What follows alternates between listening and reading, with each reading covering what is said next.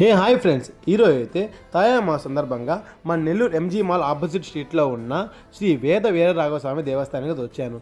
ఈరోజు ఇక్కడ చాలా స్పెషల్, డివోటీస్ కూడా చాలా సంఖ్యలో వచ్చారు.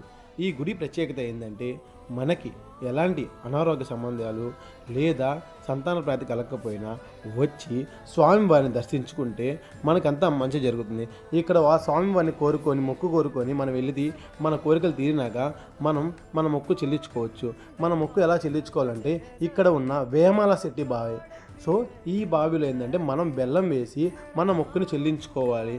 బెల్లం వేసి మన మొక్కుని చెల్లించుకున్నాక మన దగ్గర ఉప్పు మిరియాలు వేసుకొని అవి కూడా చెల్లించుకొని వచ్చేస్తే మన మొక్కు తీరిపోతుంది. ఇక్కడ చాలామంది నమ్ముతారు, ఇది నేను కూడా నమ్ముతాను.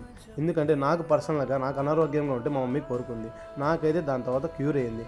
నేను కూడా వచ్చి ఈరోజు నా మొక్కు చెల్లించుకున్నాను. ఇలాంటి మోర్ వీడియోస్ కోసం please like, share and subscribe. ఓం నమో నారాయణాయ.